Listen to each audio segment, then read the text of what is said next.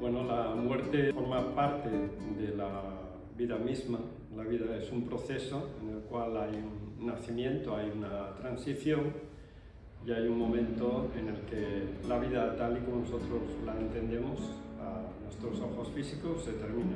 Pero de acuerdo a la tradición védica, no es un término de nuestra existencia como tal, sino es un término de esta vida en la cual estamos viviendo. Muere el cuerpo físico, pero tenemos otros dos cuerpos, un cuerpo sutil y un cuerpo causal, y esos dos cuerpos viajan junto con el alma a reencarnar de nuevo en otro cuerpo físico. Dependiendo cómo hayamos vivido, así morimos, tal y como nos enseñan los maestros y tal como enseñan las escrituras védicas. Dependiendo de los actos que hayamos realizado en esta vida, todos los actos tienen unas consecuencias y esas consecuencias se pasan más allá de esta vida. Cuando se pasan esas consecuencias volvemos a nacer otra vez. Podemos pasar a unos planos superiores de conciencia o volver a reencarnar en este plano físico en el cual estamos viviendo ahora. Cuando se produce lo que entendemos como muerte, los otros dos cuerpos junto con el alma se separan del cuerpo físico. Los elementos que constituyen el cuerpo físico van a sus orígenes y la energía vital, que es la que da vida a este cuerpo físico, va a la totalidad de la energía vital, impulsa a los otros dos cuerpos que van a otros planos de existencia que no nos los tenemos que imaginar como este exactamente, que tengan que ser una réplica de esta. Y en esos planos de existencia diferentes tienen que pasar un tiempo, y cuando pasa ese tiempo y se disfruta de todas las consecuencias de los actos acumulados, esas consecuencias pueden ser positivas o pueden ser negativas, como nos ocurre en nuestra vida cotidiana. Dijéramos, cuando dejamos el cuerpo vamos con una energía residente de un tipo de consecuencias y de otro tipo de consecuencias. Entonces eso se tiene que consumar y cuando eso se produce, pues volvemos a este plano de existencia o vamos a otros planos de existencia superiores.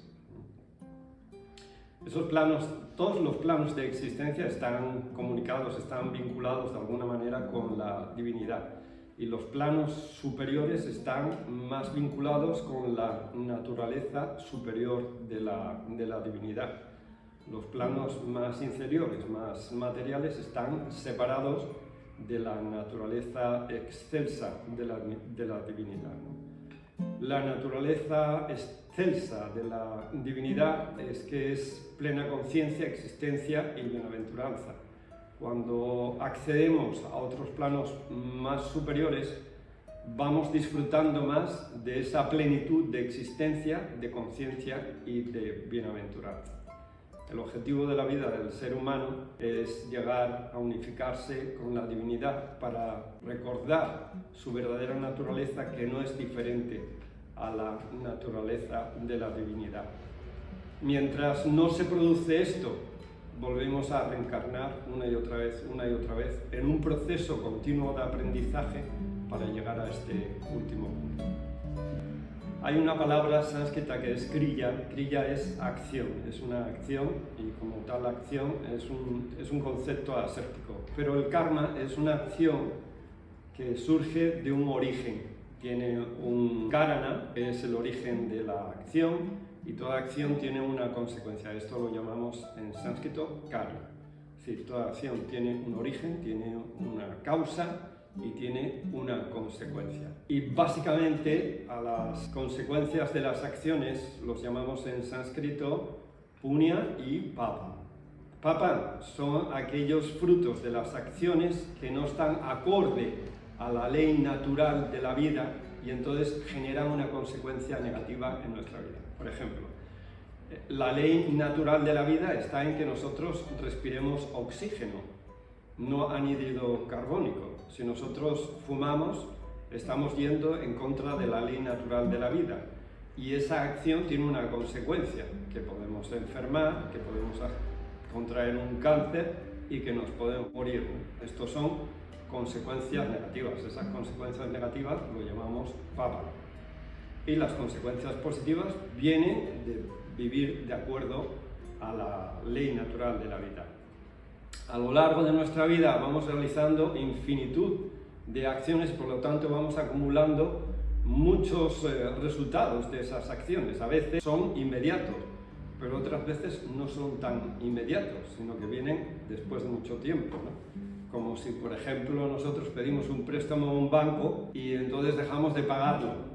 Inmediatamente puede ser que no tengamos el problema, pero en el momento en que el banco toma acciones, nos encausa, y pasará un tiempo, nos llamarán del juzgado, nos juzgarán y entonces tendremos las consecuencias, ¿no? Así ocurre con las consecuencias de las acciones en esta vida. Y hay parte de esas consecuencias que las tenemos que consumir cuando ocurre el periodo de la muerte, lo que nosotros entendemos como muerte. Esa porción de esas consecuencias las consumimos en ese periodo de tiempo hasta que volvemos a nacer otra vez, ¿no?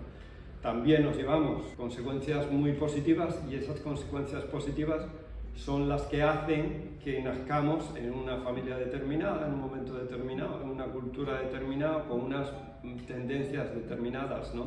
Pues en muchos casos pueden ser muy, muy positivas, ¿no? Que nos pueden ayudar a desarrollar una vida en equilibrio, con bienestar y que tengamos la abundancia necesaria. En la tradición védica hay 16 sacramentos. El primer sacramento comienza con la impregnación, es decir, en un momento determinado en el cual un hombre y una mujer se ponen de acuerdo y entonces a través de un sacramento se ejecuta la acción para traer una nueva vida a este mundo. Desde ahí hasta el momento de la muerte hay 16 sacramentos que van marcando diferentes etapas en la vida y que nos van ayudando a recorrer las etapas de la vida para que el ser humano consiga su propósito en la vida. Muchas veces nos podemos encontrar con personas que se preguntan el motivo de la vida, ¿por qué estamos aquí? ¿Para qué estamos aquí? ¿No? Pues en la tradición védica, desde el primer momento en el que naces, ya te dan la instrucción de por qué estamos aquí. Porque la primera palabra que escuchas en tu oído derecho, que te la pronuncia tu padre, en sánscrito es Vedosit. Vedosit significa tu verdadero nombre es Veda, es conocimiento. Veda significa conocimiento. El último sacramento es el sacramento que en sánscrito se llama Shraddha. Y es un sacramento en el cual se guía a la persona que ha fallecido, a su espíritu, a su mente que residía en ese cuerpo, pero que a partir de ese instante va a dejar de residir en ese cuerpo. Se le ayuda a través de una serie de procesos en los cuales pues, tiene un papel fundamental la entonación de mantras, que son palabras de poder que se recitan en sánscrito. Explicar esto llevaría su tiempo, pero el sánscrito es un idioma muy profundo que tiene un origen natural en la vibración, en la resonancia de la vibración dentro del ser humano, que está presente por doquier en el universo, pero que el ser humano lo concretiza en sí. Y esas vibraciones luego se pueden expresar a través de un lenguaje muy puro. Por eso escuchar sánscrito, aun cuando no lo entiendas, hace que tu mente vibre en una sintonía u otra, igual que cualquier otro lenguaje. Y hay lenguajes que son más fáciles, por ejemplo, para estudiar filosofía. Hay otros lenguajes que te ayudan a desarrollar conceptos tecnológicos, etc., ¿no? Los mantras son unas palabras de poder muy grandes que nos ayudan a elevar nuestra conciencia, nos ayudan a dirigirla hacia donde queremos dirigirla. En el momento de la muerte necesitamos mucha serenidad, porque tenemos que tener o desarrollar la capacidad de desvincularnos del cuerpo físico. Es inevitable, el cuerpo físico no sigue. Imagínate que nosotros nos apegáramos a ese cuerpo, ¿no? y no nos quisiéramos ir. Entonces, ¿qué se produce? Se produce un estado fantasmagórico. Entonces estamos rodando alrededor del cuerpo y estamos dando vueltas alrededor de las personas con las cuales nos relacionábamos, en los lugares físicos, etc. Es como las ondas de radio o las ondas de televisión, están por doquier. Aquí está lleno ahora de esas ondas. Lo que pasa que como no hay un aparato de televisión, pues no las podemos ver, ¿no? Pero están ahí. Entonces lo mismo ocurre con nuestra mente, ocurre con nuestro espíritu. Son, como si para expresarlo de alguna manera, es como si fueran esas ondas. Y el receptor es este cuerpo físico. Cuando el cuerpo físico desaparece, estas ondas no desaparecen, están ahí. Y están circulando, como digo, alrededor de aquello con lo cual se identificaban, con lo cual estaban vinculadas. Entonces, se hacen una serie de ceremonias para ayudar a que siga con su camino de evolución en la búsqueda del conocimiento de su ser, que se desapegue, que siempre habrá un vínculo con esas personas, con esos familiares, etc., ¿no? Pero tiene que ser un vínculo en el desapego. Y por eso, en el momento de la muerte es fundamental, de acuerdo a la tradición védica, que no se expresen emociones de sufrimiento, y sobre todo delante del difunto, porque entonces lo que van a generar es un sentimiento mayor de apego, de no querer irse, y hay que aceptar esto. Entonces, cuanto más positivo se piense del difunto, pues más fácil será que él emprenda ese camino, ¿no? Como si nos tenemos que despedir de un amigo, de una amiga, de alguien cercano que se va a hacer un viaje y entonces empezamos a llorar y decimos, no te vayas, no te vayas. Entonces eso lo que hace es generar sufrimiento y generar duda o dificultad para que la persona se pueda ir, ¿no? Todas estas ceremonias en las cuales, pues, además de los mantras, se quema el cuerpo para que ese vínculo de apego con el cuerpo desaparezca, puesto que el cuerpo ya no está. Y luego esas cenizas, de una forma ceremonial sagrada, se ofrendan en los ríos, porque esas cenizas están constituidas de los 5 elementos de la naturaleza. En la India, por ejemplo, hay la posibilidad de quemar los cuerpos en piras funerarias, y entonces se puede utilizar los elementos que están prescritos en las escrituras sagradas para hacerlo, pero aquí pues no podemos hacer eso, entonces tenemos que hacer cierta adaptación. Hay algunos sitios donde son más abiertos y te dejan estar antes de la entrada, por ejemplo, del féretro en los hornos, entonces puedes recitar los mantras y cuando entran en el horno también puedes recitar los mantras y se genera esa cercanía al espíritu del fallecido para poder guiarle en ese proceso de agua.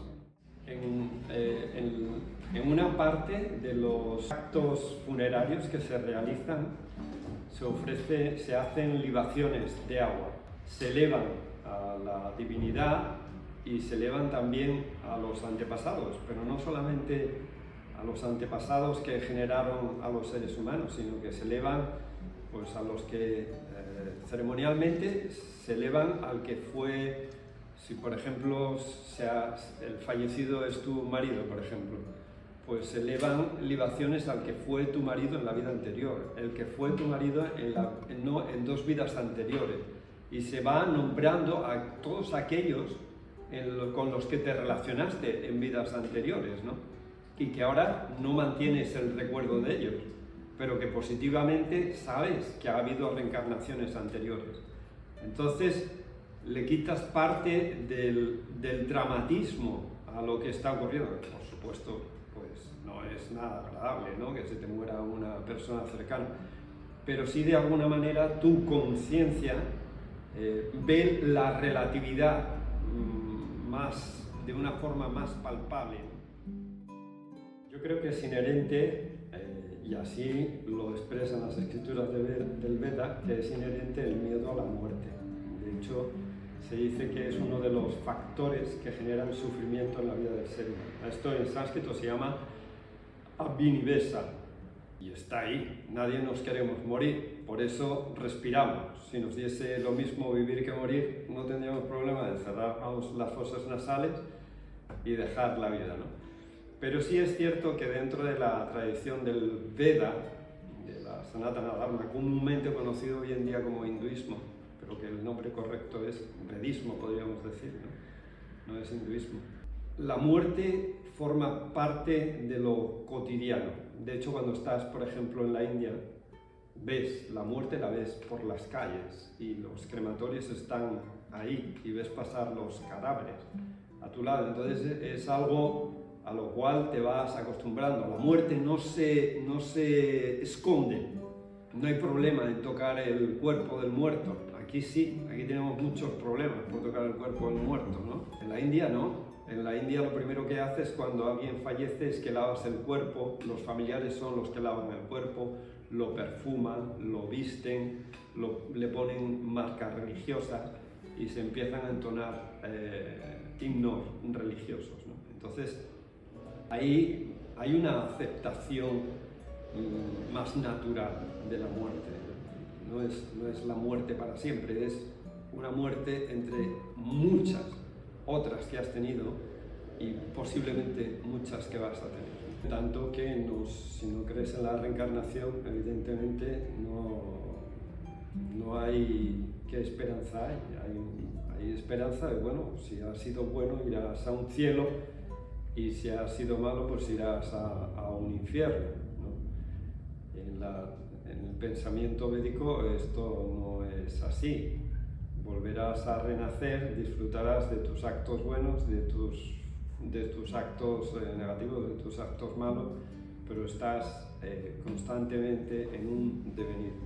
Hasta que logras un objetivo, que ese es el objetivo último, y es alcanzar la liberación del renacimiento. Eso ya entramos dentro de la filosofía más profunda de la tradición del Veda. La muerte es un maestro, como escuché a mi venerable maestro y a su maestro en sus enseñanzas, un día me dijeron que era un maestro la muerte. Y es que hay una escritura sagrada dentro de la tradición védica que se llama Katha Upanishad. Y es una escritura en la cual el maestro que enseña a un discípulo es el maestro muerte. ¿Y qué mejor maestro para enseñar lo que es la muerte que la propia muerte? Cuando ves la muerte, la ves con tus ojos físicos y estás al lado de ella, aprendes de ella, ¿no? Si la apartas, si la quieres esconder, si la quieres alejar de ti, no puedes aprender de la muerte y tarde o temprano tenemos que afrontar la muerte. Por eso vuelvo a decir, no es agradable que nadie cercano se te muera, ni lejano. Cualquier muerte de un ser humano o de un ser viviente no es agradable y no es deseable, pero forma parte de la naturaleza. Tener la fortuna de ver a un yogi, que entre los védicos dijéramos que es la creme de la creme dentro de los seres humanos, ver cómo muere con desapasionamiento, con una mente serena, eso te da esperanza te da esperanza y ejemplo para saber tú cómo has de afrontar la muerte, ¿no? Intentando erradicar el sufrimiento de la vida, porque los seres humanos, uno de los objetivos que tenemos fundamentales es erradicar el sufrimiento de nuestras vidas. Por eso, vuelvo a decir, respiramos, luego comemos, luego nos protegemos con ropa, con una casa, y luego buscamos disfrutar a través de nuestros sentidos con el contacto del mundo que nos rodea. Entonces, evitamos el sufrimiento. Y el sufrimiento mayor es dejar de disponer de aquello que nos puede dar gozo en la vida. Cuando ya no tenemos el cuerpo físico, pensamos, ¿cómo voy a poder disfrutar? Pero eso es un error, porque El disfrute no está en el cuerpo, el disfrute está en la mente. Creo que de alguna manera deberían de enseñarnos el sentido de la muerte en los colegios, como parte de nuestro aprendizaje. Como, de hecho, en esta escritura que digo, en esta escritura sagrada, el discípulo es un jovencito que va al reino de la muerte a aprender. Y la muerte, antes de enseñarle, le dice: te voy a enseñar, pero te pongo una condición, y la condición es que me digas qué es lo más asombroso de este mundo. Entonces el joven le pide un tiempo para poder pensar y poder responderle. Y empieza a vagar por el mundo, viendo lo que ocurre a todo su alrededor. Después de pasados unos meses, vuelve al reino de la muerte y le responde a Yamaraya, que es el señor de la muerte, que lo más asombroso de este mundo es ver que los que están a tu lado se mueren y tú piensas que nunca te vas a morir. Y pierdes tu vida buscando el gozo y el disfrute en eso, cuando el objetivo de la vida no es en sí el goce y el disfrute, sino que es el conocimiento liberador del sufrimiento. No quiere decir que no podamos gozar y disfrutar, todo lo contrario, gocemos y disfrutemos, pero siempre con la conciencia de que la muerte está en cada momento. Desde el mismo momento en que nacemos, estamos ya muriendo. Desde el primer segundo que venimos a la vida, estamos muriendo. Entonces, aceptar esto significa vivir la vida con desapego, con desapasionamiento, disfrutar el momento que tenemos, no buscar perpetuarlo por siempre, porque es imposible. Yo creo que esta es una de las enseñanzas más profundas que yo he podido aprender de mi venerable maestro, Swami Sankar-Tilakananda, y de su maestro, Swami Paramahansa, y de las escrituras del Veda.